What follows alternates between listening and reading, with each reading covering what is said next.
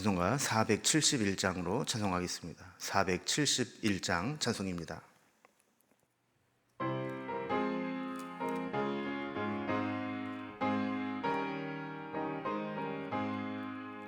주여 나의 병든 몸을 지금 고쳐주소서. 모든 병을 고쳐주마 주 약속하셨네.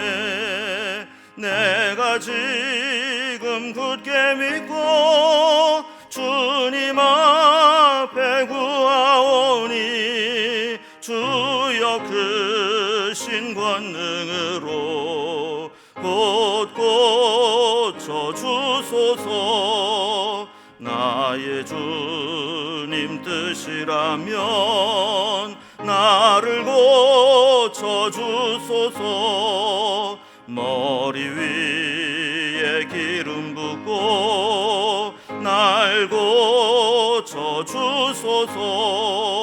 모든 것을 다 바치고 간구하는 나의 몸을 지금 주의 약속대로 곧 고쳐주소서. 주를 위해 살겠으니 나를 고쳐주소서. 내게 속한 모든 것은 다 주의 것이니 성령이여 강림하사 능력 있는 손을 펴서 나의 몸을 어루만져 곧 고쳐주소서. 나의 병을 고쳐주심 내가 믿사옵니다.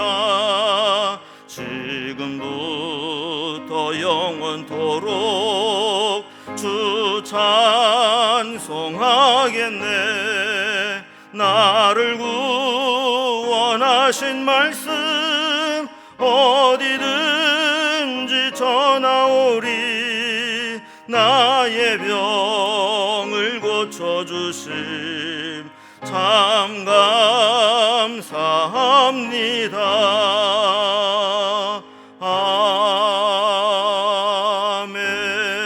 아멘.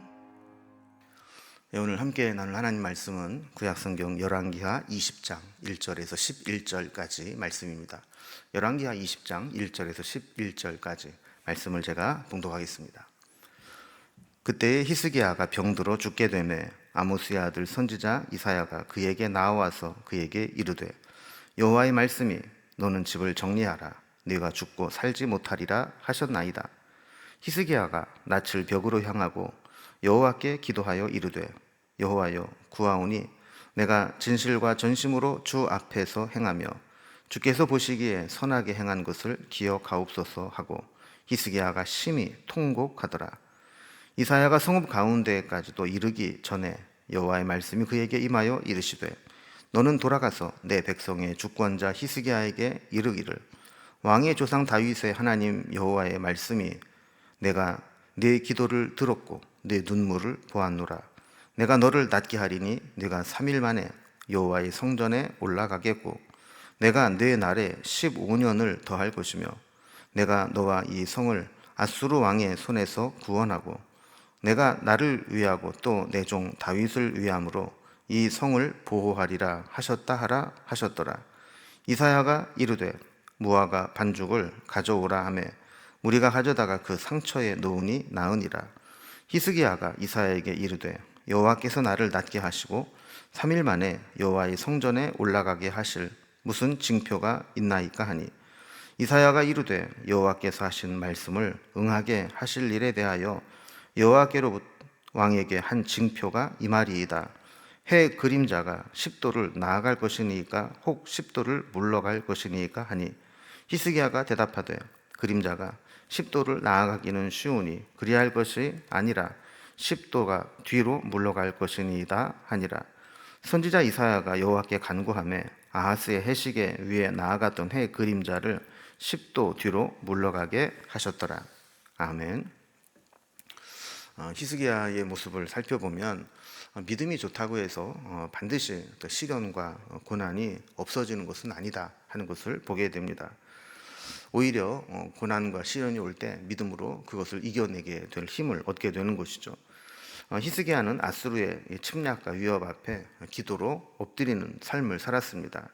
위기가 있을 때마다 기도하며 엎드릴 때 하나님의 열심히 그를 구원하실 것이다라는 응답을 받았습니다. 그런데 오늘 본문을 보면 그 응답을 확실하게 눈으로 확인하기 전에 또 다른 시련을 만나게 됩니다.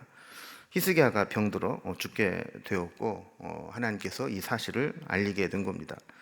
히스기야는 늘 하던 대로 다시 하나님의 성전에 기도하러 올라갑니다. 하나님은 히스기야의 기도를 들으시고 그의 병을 고쳐주실 뿐만 아니라 그의 생명을 15년 더 연장시켜 주십니다. 그리고 처음 약속하신 것을 반드시 이루어 주셔서 아수르로부터 예루살렘을 보호하시겠다고 다시 말씀해 주십니다. 비록 사내립은 패해서 돌아가고 또 살해당해서 끝난 것처럼 보이지만 그의 아들은 다시 힘을 모아서 유다를 쳐들어올 수 있는데 그 상황에서도 하나님은 그들을 지켜주실 것이다라고 말씀하신 것이죠.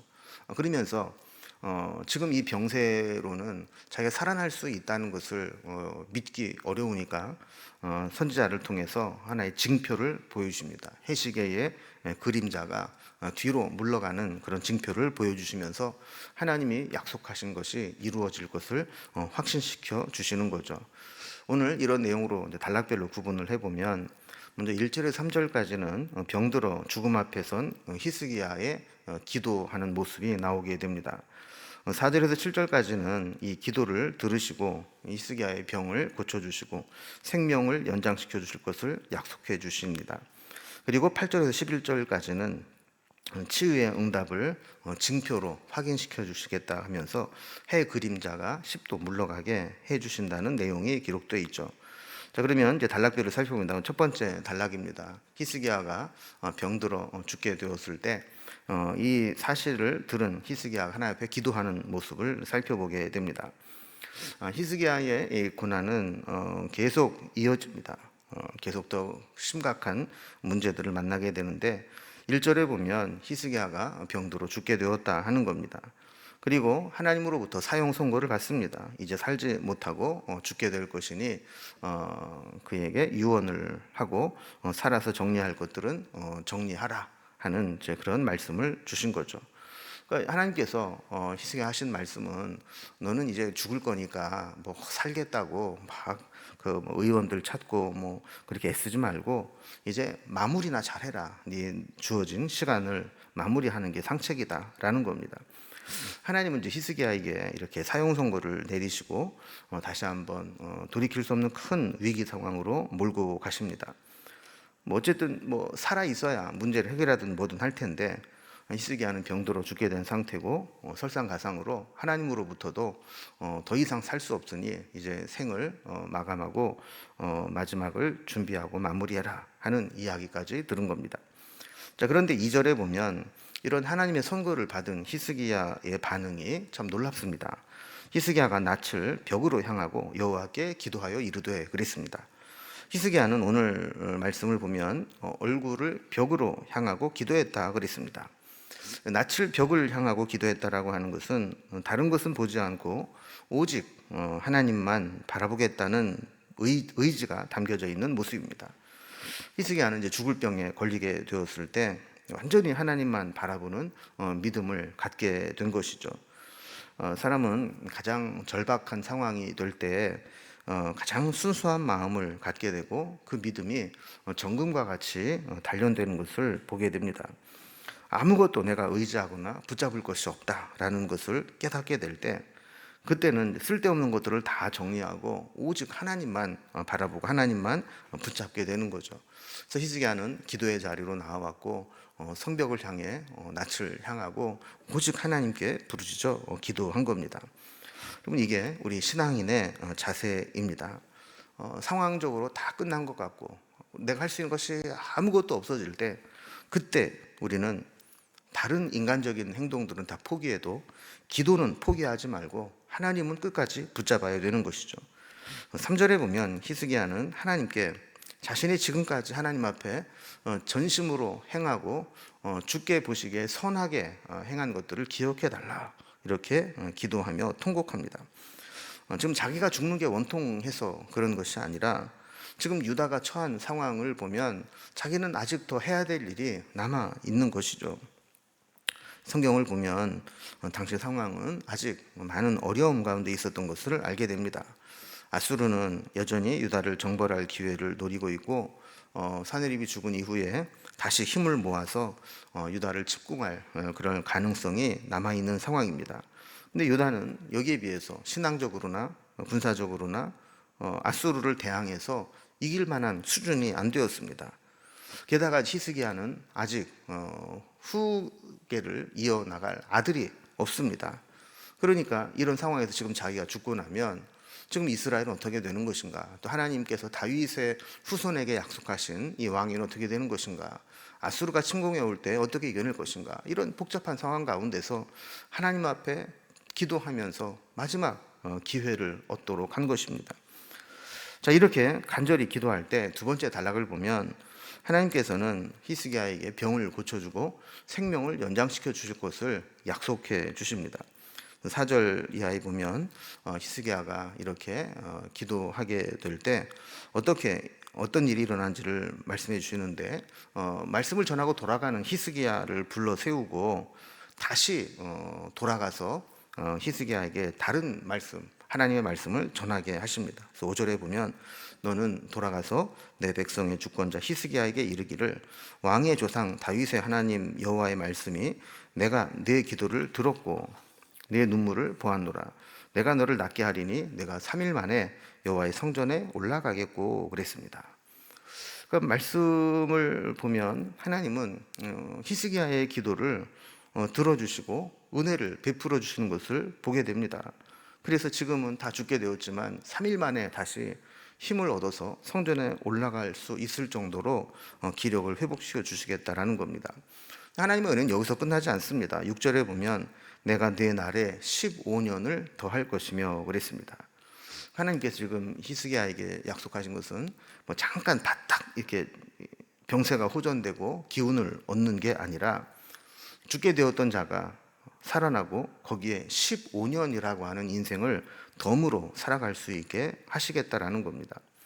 히스기야가 하나님 앞에 얼굴을 벽으로 향하고 그 상황 속에서 절박하게 기도하게 되었을 때 하나님은 그에게 질병을 고쳐주시고 15년의 시간을 허락해 주신 것이죠.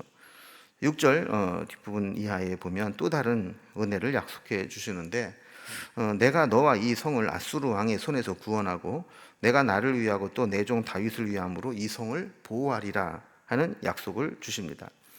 하나님의 사랑과 우리를 향하신 뜻은 우리가 상상하고 기대했던 것을 항상 능가합니다. 우리가 알지 못하는 크고 비밀한 일들을 보여주시고 우리가 생각하는 것이나 구하는 것을 넘치도록 역사하시는 분입니다.